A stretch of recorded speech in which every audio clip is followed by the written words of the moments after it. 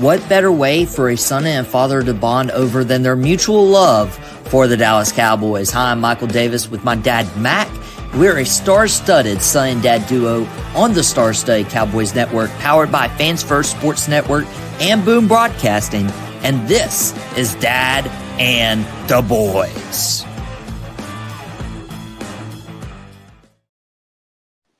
I am happy to report to you that it is Thanksgiving week, and we are going into Turkey Day with a Dallas Cowboys victory. Yes, the Cowboys won 34-26 on the road in Washington, on the back of Cooper Rush, on the back of Kevontae Turpin. On the back of Juanye Thomas. The Cowboys beat the Commanders 34-26 to improve to 4-7 this year, snapping a 5-game losing streak and giving Cowboys fans like myself and my dad something to cheer about this week. Dad, I think this is going to be a lot more perky, Dad and the Boys. Well, first of all, son, guess what? It's going to be a longer Dad and the Boys. I promise you that. Now, he's going to probably talk to you folks about stats and all that. I only care about one stat. Juanye Thomas. Bro, you made me not look like a genius. I had Dallas by 1 in my prediction, and you go and score a touchdown. That's all right, because that's your first, and I'll give you that. I'm perfectly fine with it. Now, as you can tell, we're pretty excited. We're pretty happy, and that is an emotion. Now, there's a lot of folks I read out there today. Let me get a little bit closer for you. On a lot of sites, and they talked about how Dallas just ruined the season by beating Washington, because guess what? That messed up our number 1 draft pick. That messed us getting up a top 5. That messed us up with a top 10, whatever the case may be. We should be rooting for Dallas to lose because it gives us a better draft position. Let me tell you one thing. Let me talk to you in the words of Mr. L.A. Knight. L.A. Knight. Yeah. Let me talk to you. You see, it's like this, son. We were lost 5 in a row. I am going to give you some figures. 1,696. That number and 512. What does that mean to you? Well, they definitely weren't my test scores. No, they were not. They weren't your SAT scores, that's for sure. Whew, if we was, we'd be celebrating more about that Duke victory. Okay. Right. Out of pocket. All right. We're not on out of pocket, by the way. But no, what 1696 is that's the number of active players on the 32 rosters. 512 constitutes the maximum number of individuals that get to go out and be on the practice squad for the NFL. That's about 2,200 folks in a large country around the world that get to call themselves NFL players. Now, I know we joke about tanking for Trav and stuff, but listen, folks, they're committing their life. They practice all off season. They've bled, sweat, tears. They poured their soul into this season. Yet it hasn't gone the way they wanted it to. And I fully get that. But they're playing for their livelihood. They're playing for the man lines up beside them. They're playing for the coaches that give them the inspiration and the knowledge to play the game. And they're playing for their families. They're playing for their pride. This is an emotional game. These guys ain't all about tanking. Now, some up in the front office may want them to get a better draft pick, and that's perfectly fine. But these boys put their soul out there. They did yesterday. You saw an emotional team overcome adversity after adversity. They set records. By the way, this was the largest victory where they were underdogs since like 2013 when they beat the Giants. 10.5 point underdogs going into this game, by the way. Now, That brings me to my boy, one of my favorite players on this team. You don't know how proud you made me. I read a statement from him today, and he said, I am not tanking. My team is not tanking. We're going to fight. We're going to pour our heart, our soul out there. Now, I know I'm paraphrasing you, and no disrespect by doing so. And he said, if you're on this team, we're going to demand that of you. He says, as long as I'm on this team, we're going to demand that of you. Who said that? The man that just keeps wanting to. You already up there, brother. I haven't got to you in my top 100. But Mr. Parsons, you just want to keep creeping up there, boy. You want to get toward the top, ain't you? You want to be that man. And you know what? I love that. Because that shows me the heart that you have, the line heart. The heart of that line. And it tells me, and you know what? There's one thing for sure. I wouldn't want to cross Micah Parsons. Because you do play that way. And if you're demanding that by your teammates, that shows true leadership. Jerry, back that truck up. Back it up, brother. Just pay the man. Get it over and done. Don't even have to drag this crap out. I don't want to see franchise tags for it. Make him the highest paid player in the NFL, even if we got a top Dak to do it. You see what I'm saying? We need that kind of player. We need that heart. Which makes me so upset when people at the deadline were like, shouldn't Dallas just trade Parsons because you've already paid Dak or CD? Like, if you get guys in the building who are like that and won't quit on a team, like you keep them in the building. You know, everybody thinks that, guess what? Okay, you get a number one draft pick. And I do get that the Dallas Cowboys have been good at their number one draft picks throughout. But for the most part. But you get them, and no offense, Mo, I love you. You know that. But you get the Mo Claibornes that have injuries that it just doesn't pan out. You get the Taco Charltons. And you can pick, you went a wide range. I think Mo was six overall, and we traded up to get him. And Taco was around the 27, 29 mark. So you never know what you're going to get. They may pan out. You know what Micah Parsons is. He's a generational talent. And yeah, you might get two first-round picks.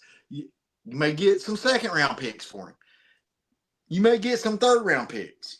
Also, by the way, Dallas isn't great at the trade negotiation. They're not the Philadelphia Eagles and Howie Roseman that just gets Tennessee to give them A.J. Brown.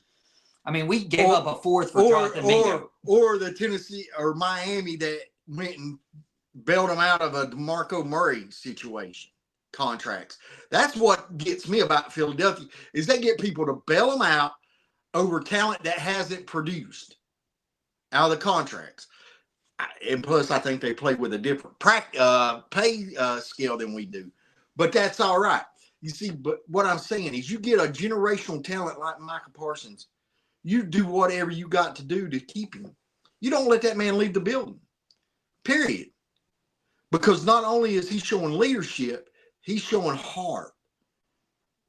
Let me ask you this. Dallas fan, if you call yourself a Dallas fan, what would you give? What would you give to see Michael Irvin, the number 88 out there on the field, lining up at wide receiver back in his prime? Because you knew if that ball came, it was Michael's. You knew that he was going to outwork everybody else, whether it be in practice or in a game. You knew that he was going to inspire people. He does it still today. Go to a game and watch the Jerrytron. You see the pregame speeches that Michael Irvin gives. You see him when he's on the shows, how he talks up the Dallas Cowboys. Even when we're down, he bleeds blue and silver. That's what Mike is. Why would you let him go? Why would you not want more of him? Because he is going to be a talent. One person can't block him. Well, unless they keep the refs like they normally do, hold it and not call it. Well, I mean, even here, like he finished this game 8 tackles, 2 for a loss, 2 sacks, 3 quarterback hits. I mean, nobody impacts the game like Micah Parsons does. Especially if they start calling holding. And if you think about it, look at the rest of the defensive talent. Like defensive tackles, we've already said, other than Odiggy. Odiggy had a really good game. No, like other than Odiggy, there's not much on that defensive line. Like DeMarcus Lawrence hurt, Sam Williams hurt, Marshawn Nealon. This was his first game back. I think, and he had a pretty good game. But I think this was his second or third. But like without Micah Parsons there, we don't generate that pressure against somebody who going into this game was the favorite for offensive rookie of the year in Jaden Daniels. And Mozzie Smith had a pretty good game. I mean, he showed up. And there again, I think, Mozzie, I'm one of your biggest supporters. He'll tell you, other than your family, I'm probably your biggest supporter out there in the fan world. I can't take ownership of that title. My bad. But I am. I'm taking ownership because I like you. And I think you're going to develop into something special, hopefully. But there is no way on God's green earth that you're going to have a chance to develop if Micah Parsons is not lining up on the field with you. And that's my thing. Is like you got to keep him. Micah's going to draw not single, but double, triple attention. And welcome back to Ron Bland. He didn't want to come your way much, did he? Well, I was about to say, we're going to cover more of the defensive side of the ball, and then we'll, go to the other side after the break. But while we're still on the defense, Ron Bland, great game, shut the side of the field. But when Trayvon Diggs out, Josh Butler. Oh, baby. Josh Butler. Where'd you come from? For real. Where'd you come from? As a Miami Heat fan, you might be my favorite Jay Butler right now. I mean. Where'd you come from, baby? Led the team in tackles. Had 3 pass deflections. Also led the team in that. There were just so many plays that Josh Butler made that either kept Washington from moving the chains or put the ball on the ground. Do yourself a favor. As you said, go look in Google and see how many undrafted free agents have done that for the Cowboys. Not many. Yeah. Not many. Yeah, Google that. And he's a rookie. As Dad said, undrafted free agent. And by the way, yesterday, November 25th, was Josh Butler's birthday. Happy birthday. So, happy birthday, my friend. Happy birthday from Dad and the boys to Josh Butler, who was a huge proponent for Cowboys winning this game. And Chauncey Golston. Where'd you come from? You've been with the team for a few years, but where'd you come from yesterday? Interception. That was a play. Where'd that come from? I mean, come on. Guys, and that's what we saw yesterday. We saw guys that are down roster fighting and putting it forth. These guys they haven't tamed. They're not stopping. And that, you know what? When you start losing and you lose that desire to play, that's when injuries happen, and that's when bad culture starts. Everybody's talking about the culture of the Cowboys, right? How Jerry does this, Jerry does that, and it's a circus and all that. Bad culture is when you start intentionally losing because you've developed that mindset, and it's hard to overcome.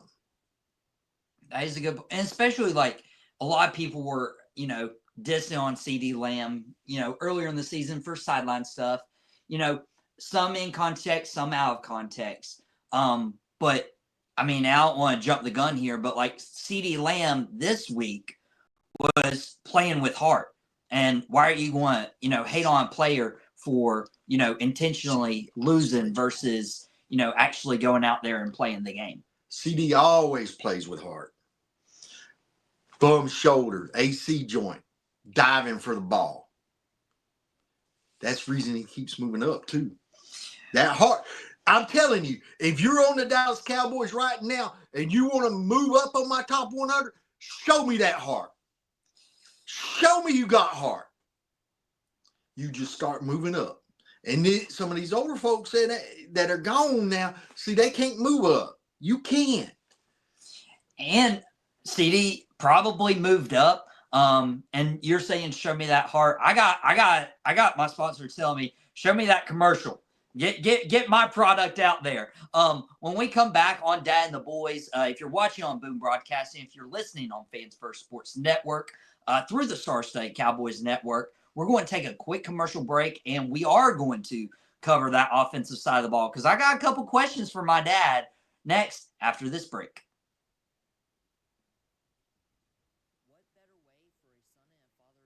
Welcome back to Dad and the Boys. Michael Davis, my dad, Mac. I told you guys this is a much perkier episode. To give it in context, last week's episode was number 29, and we had a quick 15-minute episode. This week, instead, we had 15 minutes to talk about the Dallas Cowboys just defensively throughout and talking about the heart they played with. But I want to focus a little more on the offensive side of the ball because this came alive. This was the most points Dallas has scored the entire season. Their previous high was 33, week 1 against the Cleveland Browns. And ever since, they have not gotten anything going offensively, whether it's the run game, whether it's receivers and quarterback not being on the same page. Dak Prescott goes down. It's just over and over and over again. This offense was with a backup quarterback, backup tight end. They were missing, 2 pieces on the offensive line? And sometimes 3 with Tyler Guyton in and out of the lineup. Was missing their number 2 receiver, Brandon Cooks. And this offense came alive. Not only offensively, Cooper Rush, 24-32, 247 yards, 2 touchdowns, 0 picks. Rico Dowd, 19 carries, 86 yards. CeeDee Lamb, 10 catches, 67 yards. Luke Schoonmaker, 3 catches, 55 yards, a touchdown. Jalen Tolbert, I believe this was his first touchdown since that game winner against Pittsburgh. And then the special teams just, took a couple touchdowns themselves. I got to say, pairing it up with a couple special team scores, I was really happy with the offense, again, overcoming obstacles and not saying, woe is me, let's just lose, let me collect the paycheck, but they fought. All right. So you want me to talk a little offense, huh? You want me to get a little offensive. All right. So, yeah, they scored 20 points. And they left a couple field goals on the table. 1 blocked. Aubrey, bro, I hope they do reinvent RFK because FedEx is not your place to kick. I love you. You're great. Don't go anywhere, but FedEx is not your specialty. Because as you remember, he was 35 of 35 last year going into FedEx. And he had his first miss as a rookie into that perfect streak. He's still good. He slipped on the bad turf this time. Well, that block, that was just, it is what it is. It is what it is. They got through and they blocked it. Good play for them. You expect that from a Dan Quinn coach team. The other one where he missed it, yeah, he slipped a little bit. That field's terrible. And stuff. But Cooper Rush, you completed 75% of your passes this game. Good math. From my understanding, that's the best you've had as a starter for the Cowboys. You had an efficient, good, quality game. You went above that 2 yards per throw thing, and I appreciate it, by the way. Rico Dowdle, you was running good. You was running hard against a makeshift offensive line. Way to go, TJ Bass and Brock Hoffman, stepping up, taking over for 2 of the best offensive linemen on that team. All pros. You got Zach Martin, who isn't Zach Martin of old, but it's still Zach Martin. And the veteran leadership, too. And Tyler Smith. who is our best offensive lineman. And you got Jake Ferguson out. And Schoonmaker and Brevin Spanford, baby. I'm telling you, that kid's something special. You were sitting there talking and saying that it's going to take John Stevens off the team next year. I don't think it will, but it does make it more interesting. It very well could. It could. I think if they're really still high on Stevens.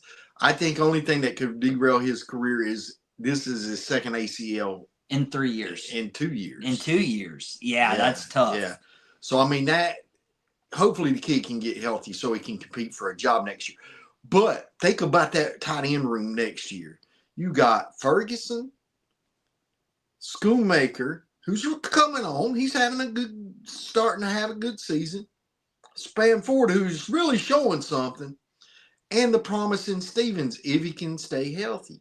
That's 4 quality young tight ends. Dallas can find tight ends. They can find them.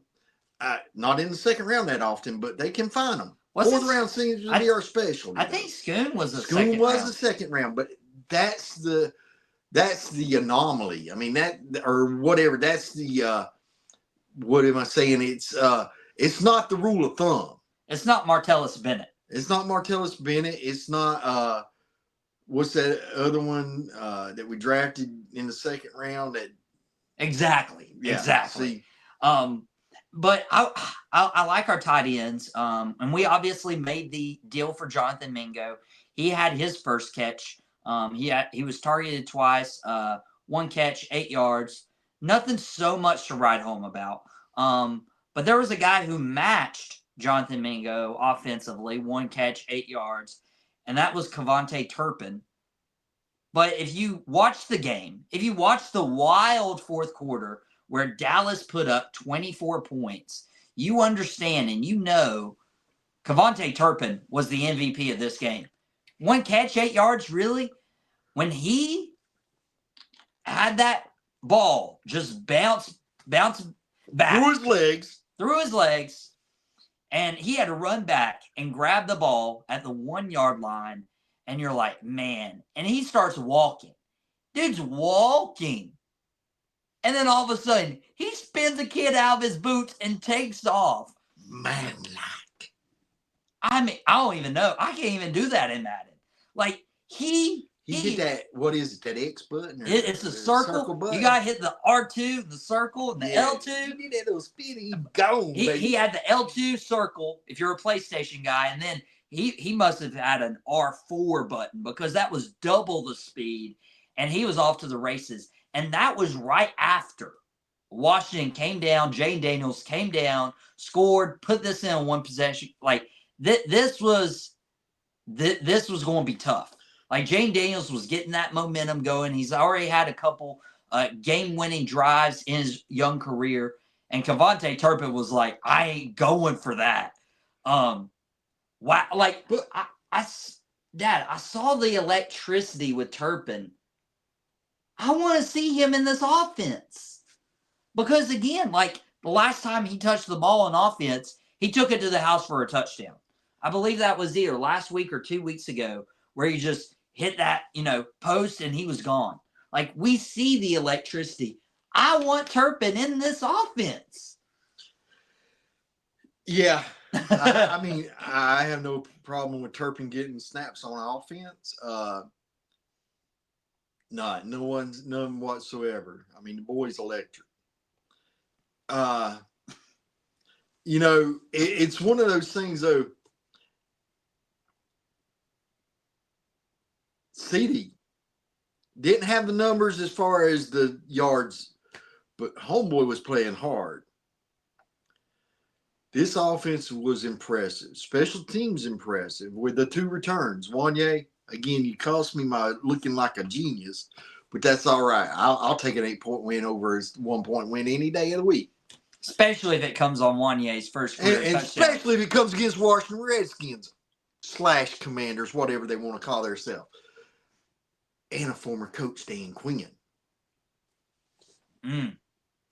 That was. Do you think that motivated this team? Both, honestly. All of a sudden, we found out what it was like to get turnovers again.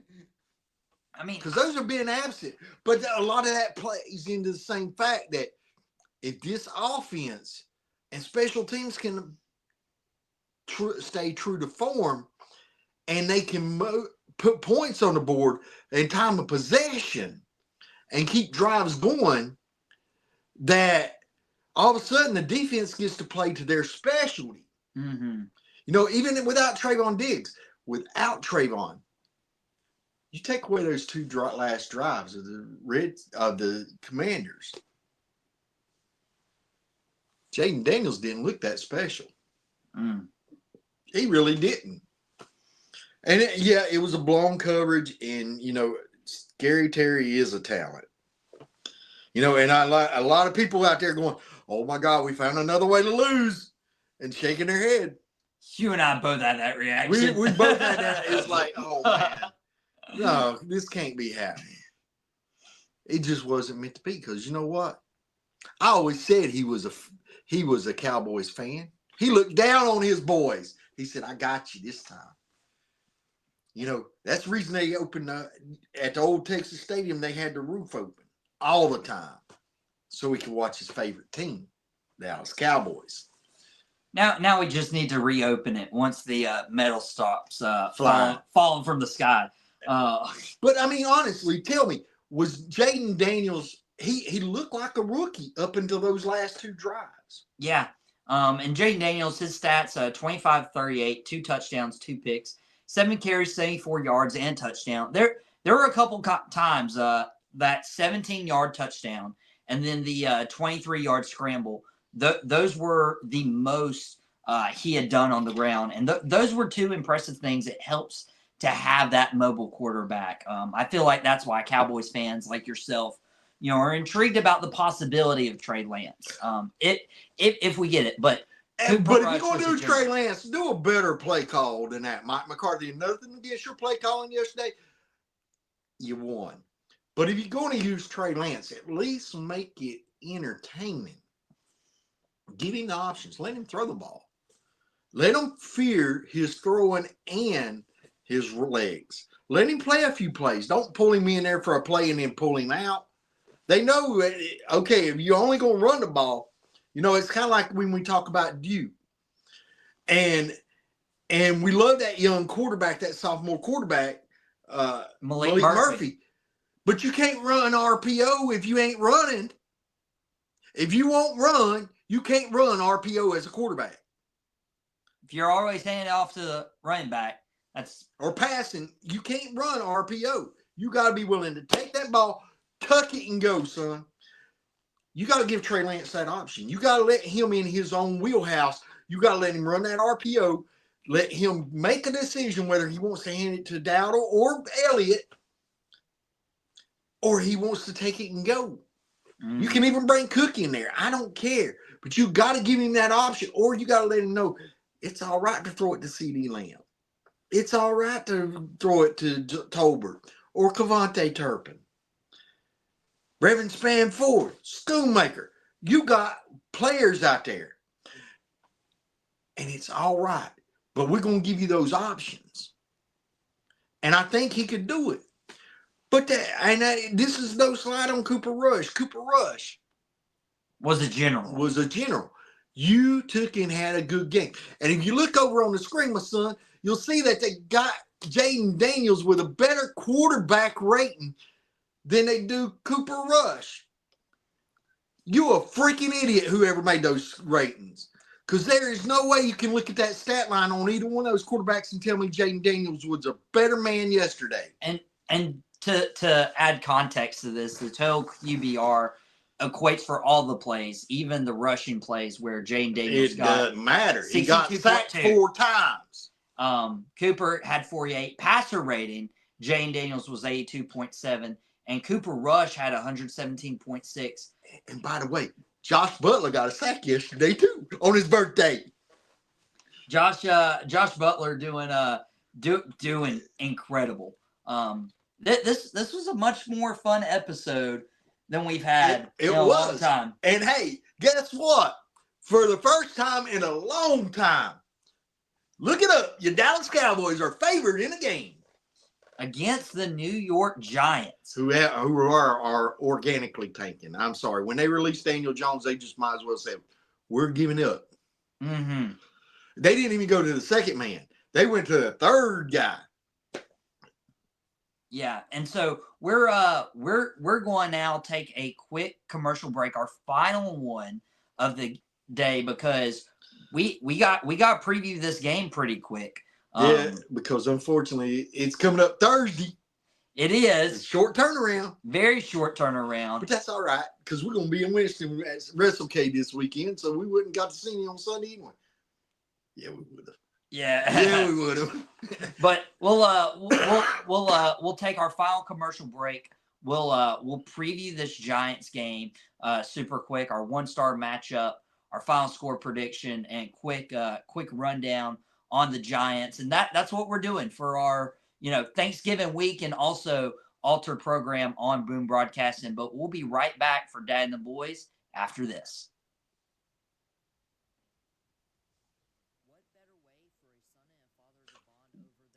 Welcome back to Dad and the Boys. Michael Davis, my dad, Mac, on Boom Broadcasting and Fans First Sports Network. And guys, we just got done talking about the Washington game. A lot happier, a lot more upbeat.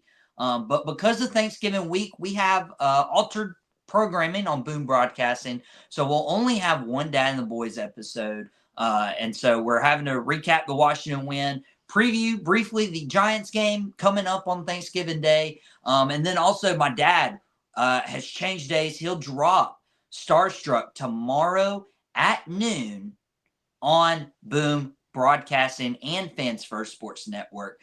Wayne and Jason have taken Sideline Savants off, so they won't do a fantasy football episode this week. Well-deserved. They've been working their butts off, not only on Sideline Savants, but Jason's 3 from Deep. In addition, all the guest appearances they're doing as well. But I hope Jason doesn't have a good Thanksgiving, because he's a Giants fan. And the Giants at 2-9 play the Cowboys 4-7. This was looking before that Washington game that the loser would be 4th place in the NFC East, but that won't be the case. Dallas will be the 3 in the NFC East, no matter what happens this week. Daniel Jones waived by the Giants last week, and now they're starting Tommy DeVito. Giants having their fair share of injuries, as well as Dallas. They're on a short week. We don't know what's going to happen. The Cowboys did beat the Giants earlier this year. Malik Neighbors still had a game in of itself. But Dad, with this Giants and Cowboys game, what do you expect to see? All right. So what I expect to see, I expect to see a victory. And you see, it's like this. The Giants, when they got rid of Daniel Jones, they basically said, we're not looking for this season. We're looking for next. Now, I don't know how that makes their coach feel, whether or not he's on the hot seat to be replaced. But and in fairness, Tommy DeVito won a few games with him last year. It's terrible against Tampa. But you got to understand something. For all those folks, again, that we're talking about, we talked about earlier about the tanking thing. This Dallas Cowboy team is fighting. Postseason may be in the works. It may not, but they're going to fight. And I love it. I love that culture. When you think about it, you played a team that with a better record than you, that came on a long rest from the previous Thursday, and you played out on a short week off of a Monday night game, and you was playing without your 2 Pro Bowl all-pro linemen on your offensive line. And basically, I know they're not rookies, but they haven't really got much experience with Bass and Hoffman. Now, hopefully they did that to allow Tyler and Zach to come and play against the Giants, because, the Giants do have a pretty good defensive line. But not all. Washington has a pretty good defensive line, too. So, those guys held up well. They really did. And, and Tyler you got called for a holding. That was a bogus call. Sorry. It seems like they want to do one of those a game for you, my friend. Of course, we can't get one against Micah, but you can get them against when it ain't even holding. I don't know. Yeah, come on, it's man. Weird. But yeah, Giants Cowboys. It's going to be a game to where just who wants to show up and win on Thanksgiving. I think that's going to be it. I know who wants to show up and win. I already talked about that heart. Well, when you talk about the heart, we one thing near and dear to our heart is the 1-star. And so we have our 1-star matchup. Again, if you watch the show, you know the drill. It's one player versus a player, coach versus a coach. Dad, what is your 1-star matchup that would lead Dallas to a victory on Thanksgiving? 1 unit against 1 unit. Offensive line. Our offensive line against their defensive line. You need to stop their defensive line. You played a good Washington defensive line. I mean, think about it. You had rookie Cooper Beebe and Brock Hoffman and T.J. Bass going against Deron Payne and Jaron Newton. Jazar Newton. Won a first-round draft pick, won a second round. And Newton, when he came out, he's a rookie, but when he came out, he was high. He was on our list, I think, on who we were interested in. You know, so he was high. Of course, we took and got Mozzie, so it kind of put that down on the list a little bit. But you got to sit there and go, this line protected Cooper Rush this past weekend against a quality defensive line. Now you're going up against the New York Giants. And you got Brian Burns. You got Dexter Lawrence, who's questionable. You got Nunez Roches. You got roaches, man. Go home and exterminate those things. You got Thibodeau and Okereke or whatever. Okereke. You know, so, I mean, you got some quality defensive Ojolari. You got some decent defensive linemen and linebackers there that you're going to have to protect Cooper Rush against. So you are the key. Their cornerbacks, I think our wide receivers can do well against. Their secondary, our defense against our defense against their offense. Tommy DeVito, bro, you don't scare me. I mean, I'm not saying that, and you might come out and have the game of your life. But you might be running for your life when Micah Parsons coming, because he's coming. And I'm telling you, I look forward to it.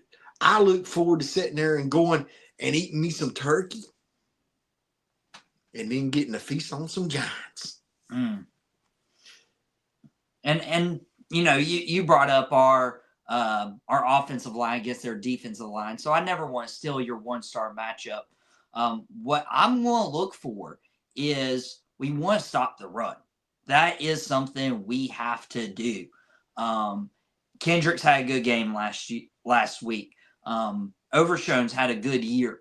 But those guys in the middle, I want to see Osa Odigizua, and I want to see Mozzie Smith up against John Runyon, up against John Jacob Jingerhangel, Michael Schmitz Jr., and against Greg Van Roten. I want to see pressure. Because with a young quarterback, Tommy DeVito, if he plays well, and this is what led to his success last year, it was confidence. You have to rattle his confidence. So you got to make sure that he is playing with second and long, third and long, and you can't let a good rookie running back in Tyrone Tracy Jr., you can't let him get 5, 6, 7 yards a chunk. You can't let him do that. So you got to make sure it's Tommy DeVito versus Deron Bland and Josh Butler, and hopefully Trayvon Diggs if he's back healthy. You need to put pressure on that quarterback. make him make mistakes.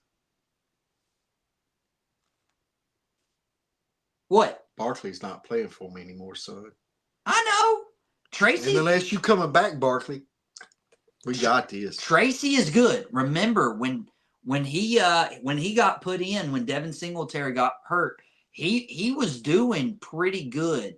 So is Armstrong. So is Eckler. What'd they do? So I would go ahead and I want to see how our run defense does against Tyrone Tracy, the 5th round draft pick rookie, and that's my 1-star matchup. But that goes into our final score prediction, Dad. It's been a longer episode. Thank you guys for sticking with us. What's your final score pick? If you are a fan of Dad and the Boys, you know how this goes. By 1. Them Cowboys. He's got Dallas by 1. It is a 4-point favorite, actually, right now, as we're doing this episode for the Dallas Cowboys, which I'm shocked. I don't remember last time we were favored. That feels really good. This would be our first home victory if Dallas is able to pull it out. It's also my sister's birthday on Thanksgiving, so happy birthday, Madison. If you stuck around long enough in a Cowboys episode, I appreciate you. I love you. Even if you didn't, I love you anyways, but happy birthday. Happy birthday, baby. But I really want to go into, you said heart. Giants not playing with a lot of heart. Having their fair share of injuries. They released their quarterback upon his request. And because they benched him. Yeah. I mean, they benched him. They said, no, we're not going to try this year. We're looking to the draft. We want a quarterback. I think they're taking for Shedeur. Hopefully they don't need him because I don't want to pull for the Giants at all. But I do like Shedeur. Yeah, but right now it's going to be Cooper Rush versus Tommy DeVito.